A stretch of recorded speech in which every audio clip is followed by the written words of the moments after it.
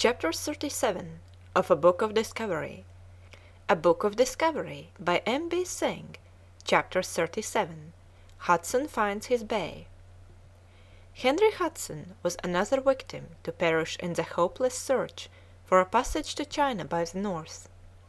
John Davis had been dead 2 years, but not till after he had piloted the first expedition undertaken by the newly formed East India Company for commerce with India and the East. It was now more important than ever to find a short way to these countries other than round by the Cape of Good Hope. So Henry Hudson was employed by the Muscovy Company to discover a shorter route to Cathay by sailing over the North Pole. He knew the hardships of the way. He must have realized the fate of Willoughby, the failure of Frobisher, the sufferings of Barents and his men, the difficulties of Davis. Indeed, it is more than probable that he had listened to Davis speaking on the subject of Arctic exploration to the merchants of London at his uncle's house at Mortlake. Never did man start on a bolder or more perilous enterprise than did this man when he started for the North Pole in a little boat of 80 tons, with his little son Jack, 2 mates, and a crew of 8 men. Led by Hudson, with the fire of a great faith in his eyes, the men solemnly marched to St. Ethelburga Church of Bishopsgate Street, London, to partake of Holy Communion and ask God's aid. Back to the muddy water font, opposite the tower, a hearty God speed from the gentlemen of the Muscovy Company, pompous in self-importance and lace ruffles, and the little crew steps into a clumsy river boat with brick red sails. After a 6 weeks' tumble over a waste of waters, Hudson arrived off the coast of Greenland, the decks of little Hopewell coated with ice, her rigging and sails hard as boards, and a north-east gale of wind and snow against her. A barrier of ice forbade further advance, but sailing along the edge of this barrier, the first navigator to do so, he made for the coast of Spitzbergen, already roughly charted by Barents. Taking up the west coast by the north, Hudson now explored further the fjords, islands, and harbours, naming some of them, notably Whale Bay and Hakluyt Headland, which may be seen on our maps of today. By 13th July he had reached his farthest north, farther than any explorer had been before him, farther than any to be reached again for over 150 years. It was a land of walrus, seal, and polar bear, but as usual ice shut off all further attempts to penetrate the mysteries of the pole. Thick fog hung around the little ship, and with a fair wind Hudson turned southward. It pleased God to give us a gale, and away we steered, says the old ship log. Hudson would fain have steered Greenland way, and had another try for the north, but his men wanted to go home, and home they went, through slabby weather. But the voice of the north was still calling Hudson, and he persuaded the Muscovy Company to let him go off again. This he did in the following year. Only 3 of his former crew volunteered for service, and one of these was his son. But this expedition was devoid of result. The icy seas about Nova Zembla gave no hope of a passage in this direction, and being void of hope, the wind stormy and against us, much ice driving, we weighed and set sail westward. Hudson's voyages for the Muscovy Company had already come under the notice of the Dutch, who were vying with the English for the discovery of this short route to the east.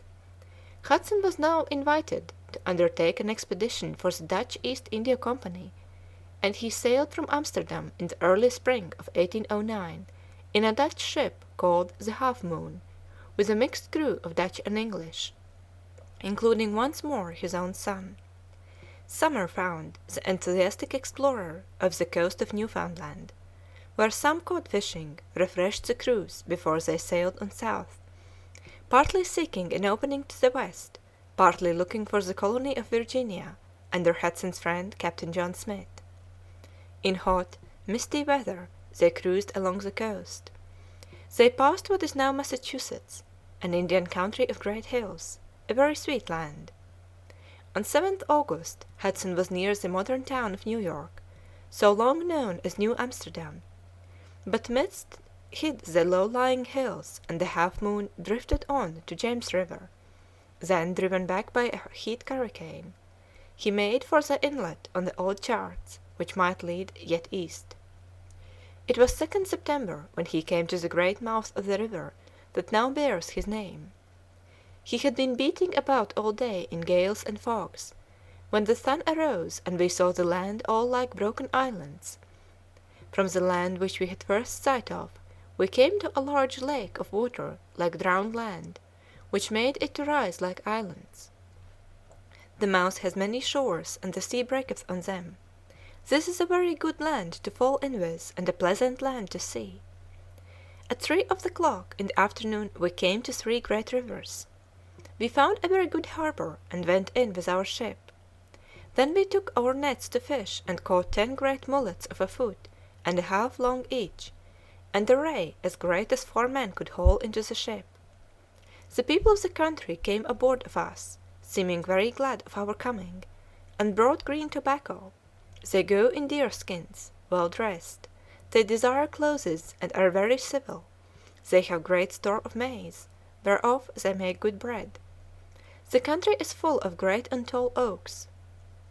To this he adds that the women had red copper tobacco pipes, many of them being dressed in mantles of feathers or furs, but the natives proved treacherous.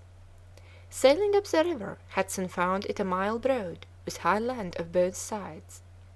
By the night of 19th September, the little Half Moon had reached the spot where the river widens near the modern town of Albany. He had sailed for the first time the distance covered today by magnificent steamers which ply daily between Albany and New York City. Hudson now went ashore with an old chief of the country. 2 men were dispatched in quest of game, so records Hudson's manuscript, who brought in a pair of pigeons. They likewise killed a fat dog, and skinned it with great haste with shells. The land is the finest for cultivation that ever I in my life set foot upon.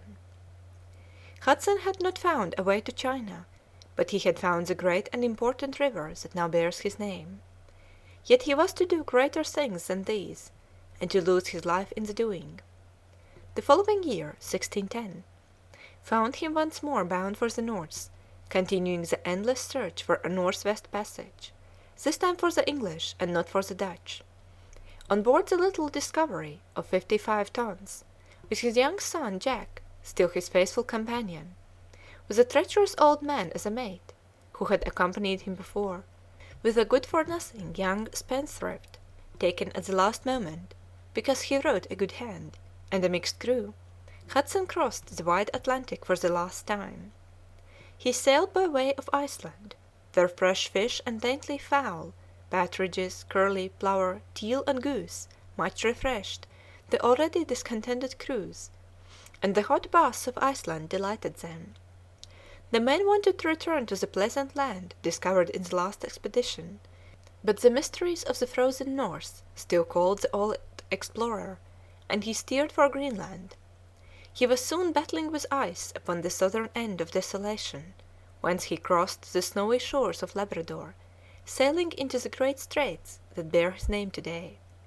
For 3 months he sailed aimlessly about that labyrinth without end, as it was called by Habakkuk Prickett, who wrote the account of this 4th and last voyage of Henry Hudson. But they could find no opening to the west, no way of escape. Winter was coming on, the nights were long and cold, and the earth was covered with snow. They were several hundred miles south of the straits, and no way had been found to the Pacific.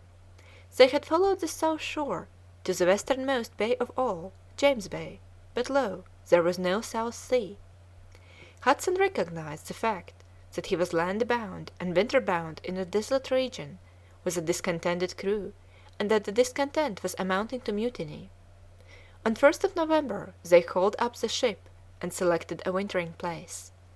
10 days later they were frozen in, and snow was falling continuously every day.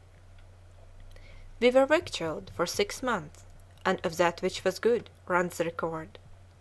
For the first 3 months they shot partridges as white as milk, but these left with the advent of spring, and hunger seized on the handful of Englishmen wintering in this unknown land. Then we went into the woods, hills, and valleys, and the mouse and the frog were not spared.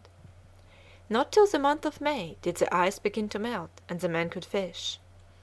The first day this was possible they caught 500 fish as big as good herrings and some trout, which revived their hopes and their health. Hudson made a last despairing effort to find a westward passage. But now the men rose in mutiny.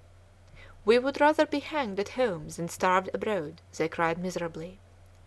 So Hudson fitted all things for his return, and first delivered all the bread out of the bread-room, which came to £1 apiece for every man's share, and he wept when he gave it unto them.